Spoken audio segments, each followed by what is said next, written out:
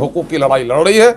इसी के ज़िम्मन में अभी जनाब बैरिस्टर असदुद्दीन अवैसी साहब तशरीफ़ ला रहे हैं। वो आज शाम को यहाँ पहुँच जाएंगे। हम आप लोग के माध्यम से MIM के तमाम तर कारकुनों से भी और तमाम तर अमन पसंद आवाम से, उन तमाम तर लोगों से, चाहे किसान हो, मजदूर हो, माएँ हों, बहनों हों, बेटियाँ हों हमारी, है ना, हिंदू, मुस्लिम, सिख, ईसाई, सब लोगों से गुजारिश करते हैं कि हमारी लड़ाई सरकार बनाने की और सरकार गिराने की नहीं रही है। ये तो हमारे बाप दादा करते रहे, लेकिन हमारा हाल ख़राब ही रहा। आज हमारी लड़ाई है सीमांचल के लोगों को इंसाफ दिलाने की। आप इसीलिए बैरिस्टर असदुद्दीन अवैसी साहब आ रहे हैं। कल वो यहाँ से निकलेंगे 22 में 10 से 11 बजे कार्यकर्ता सम्मेलन करेंगे। उधर होते हुए डगरवा और अमोर का दौरा करेंगे। अमोर में जो रसोली पुल और खाड़ी पुल लटका पड़ा है 10 साल तक, और वहाँ जो कटाव है, लोग जो विस्थापित हो रहे हैं, नदियों का जो वहाँ पर आतंक है, उसका मुआयना करेंगे। और वो वहाँ से फिर आएंगे फकीरटोली और हरिपुर से उनका पदयात्रा होगा। और खाड़ी पुल के निकट 3 बजे, हम लोग 2 बजे का टारगेट रखे हैं, रास्ते में कुछ हो सकता है, 3 बजे से लेकर 4 बजे तक वहाँ पर एक प्रोग्राम होगा। और वहाँ से फिर हम लोग निकलेंगे कोचा धामन होते हुए, बाद नमाज मगरिब कार्यकर्ता लोगों से भट्टाहाट पर एक प्रोग्राम होगा। ये प्रोग्राम 18वीं तारीख का है। 19वीं तारीख को सुबह वो किशनगंज से 10 बजे निकलेंगे, भाया बहादुरगंज वो पहुँचेंगे, जनता कन्हैयाबाड़ी होते हुए वहाँ लोहागारा पहुँचेंगे। लोहागारा में भी 10 से 11 बजे के दरमियान में एक कार्यकर्ता सम्मेलन छोटा सा रखा गया है। वहाँ से वो सीधे ठाकुरगंज आ जाएंगे। ठाकुरगंज के पश्चिमी इलाके में आप वो भेरभेरी तक वो आएंगे और भेरभेरी से वहाँ से वो पदयात्रा करेंगे। महानंदा नदी का पूरा रेतीली जगहों का पदयात्रा करते हुए वो खरखरी घाट पर पहुँचेंगे। वहाँ दिन के 12 बजे से लेकर 2 बजे तक का हम लोग का टाइम है। इस दरमियान में वो पहुंचकर वहाँ आवाम से खिताब करेंगे। ये उनका प्रोग्राम है। और ये पूरा इसलिए है कि यहाँ के जो संगीन मसाइल हैं, नदियों के कटाव के मसाइल, महानंदा बेसिन का मामला अटका पड़ा हुआ है, उसकी तरफ सरकार को हम लोग तवज्जो भी दिलाना चाहते हैं और अपने लोगों को बेदार भी करना चाहते हैं। इसकी ज़रूरत इसलिए भी आन पड़ी है कि पिछले भी दिनों में आप देखेंगे कि पिछले दिनों में यहाँ पर अमित शाह जी आए सितंबर में, और बड़ी उम्मीद थी कि मोदी के बाद का दूसरा बड़ा राष्ट्रीय नेता यहाँ पर आ रहा है। सीमांचल की गरीबी की से वो वाकिफ़ है, लेकिन वो इतना नावाकिफ़ था कि वो पूर्णिया एयरपोर्ट जो काम नहीं कर रहा है उसको उसने ऑपरेशनल बता दिया। इतने बेखबर है हमारे सीमांचल से। एक किसी स्कीम का, एक किसी योजना का, रोजगार का, हेल्थ का, एजुकेशन का एक जुमला उनकी जबान से नहीं निकल पाया। वही अपनी उन्मादी राजनीति करके वो चले।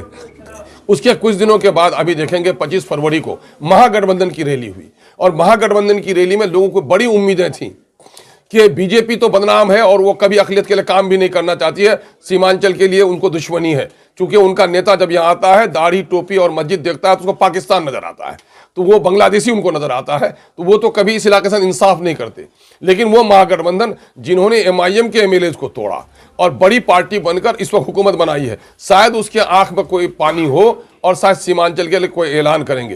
क्योंकि तेजस्वी जी जब यहाँ पर आए थे तो उन्होंने कहा था अपने इलेक्शन में कि हैदराबादी भाई को बिरयानी खिला दीजिए, चाय बागात दिखा दीजिए और भेज दीजिए, वोट हमको दीजिए, अगर मेरी सरकार बन जाएगी तो हम सीमांचल आयोग का गठन करेंगे।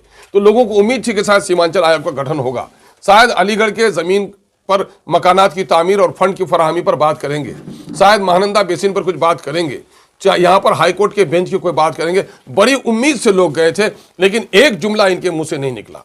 हमने 23 फरवरी को यहाँ पर प्रेस कॉन्फ्रेंस किया था और लोगों से कहा था ये आएंगे, बीजेपी का खौफ दिखाएंगे, अपनी सियासी सौदागरी करके चले जाएंगे, हमारे लिए कुछ भी नहीं बोलेंगे। और वही बात साबित हुई। MIM इन्हीं चीज़ों को कहती है अपने आवाम को कि आप होशियार होइए। आपके टैक्स से जो लोग ऐश करते हैं, आपके वोट से तोड़ कर गोया, आपका उसने सरकार बनाई, लेकिन आज भी सीमांचल को इंसाफ नहीं मिल रहा है। तो सीमांचल के इंसाफ के लिए लड़ाई लड़ना आपका फरीजा है। यही वो जज्बा है जिसकी वजह से अवाम में काफ़ी जोश है, जज्बा है। और बैरिस्टर असदुद्दीन अवैसी साहब की जो लड़ाई है वो अपने बेटे और भतीजे के लिए नहीं, वो सरकार बनाने और गिराने के लिए नहीं। वो न प्रधानमंत्री के उम्मीदवार है न मुख्यमंत्री के उम्मीदवार हैं।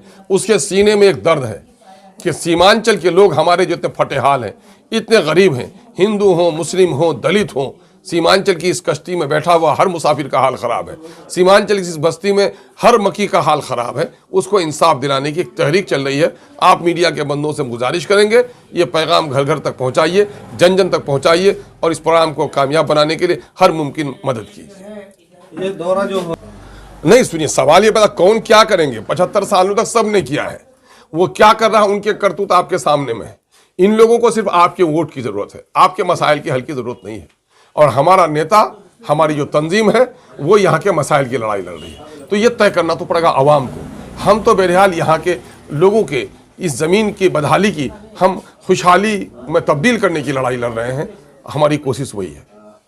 70 सालों में इन तमाम तर सियासी जमातों ने, चाहे वो दिल्ली में बैठी हों या पटने में बैठी हुई हों, सीमांचल के हक़ की इन लोगों ने पामाली की है, हमारी हक़मारी की है, हमको हमारे जायज़ हुकूक़ से महरूम रखा है। अब पूरे बिहार में दलित और मुस्लिम अक़लियत के साथ इन लोगों ने नाइंसाफ़ी की है। MIM की लड़ाई इक़्तिदार की हवस की लड़ाई नहीं है। MIM की लड़ाई इन्हीं नाइंसाफ़ियों के ख़िलाफ़ इंसाफ की लड़ाई है। इसी के तहत जनाब बैरिस्टर असदुद्दीन अवैसी साहब ने सीमांचल में दफ़ा 371 की वकालत की है। सीमांचल में शुरू दिन से वो आए हैं, तो यहाँ की गुर्बत, यहाँ की नाखानदगी, यहाँ के जो मसाइल हैं, 40-40 किलोमीटर पर 50 किलोमीटर नदियों पर पुल नहीं है। 5 किलोमीटर की लोगों को दूरी 25 किलोमीटर में, 50 किलोमीटर में तय करनी पड़ती है। मानंदा हो, डोक हो, कनकई हो, परमान हो, बकरा हो, नूना हो, ये सारी नदियों में अगर आप देख लेंगे तो लोगों का हाल बुरा है। खाड़ी और रसेली में 2 पुल 10 साल से लटका पड़ा है और सरकार उसे मुकम्मल नहीं कर रही है।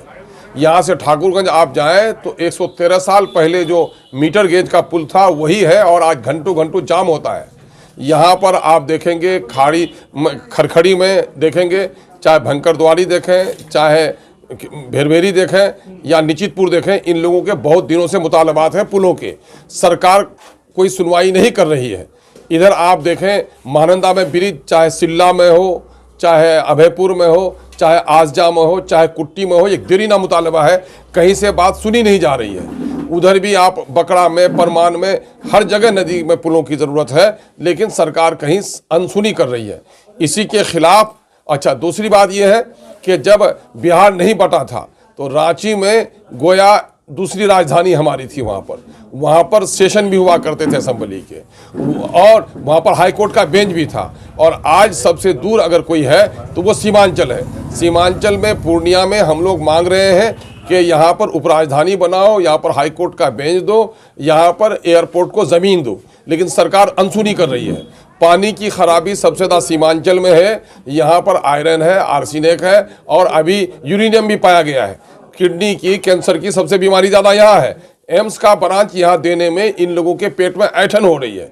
ये सारी जो नाइंसाफ़ी कर रहे हैं, अलीगढ़ की ज़मीन देने में 3 साल देर लगाई और आज तक फंड अलीगढ़ को नहीं मिल रहा है। अलीगढ़ सेंटर बंद होने के कगार पर है। बिला वजह कभी NGT का, कभी कोई दूसरा मसला उनके साथ जोड़ दिया जाता है। उसके मसले पर कोई तवज्जो नहीं है। 70% नौजवान यहाँ से पलायन कर रहा है। बच्चे हमारे अनपढ़ हो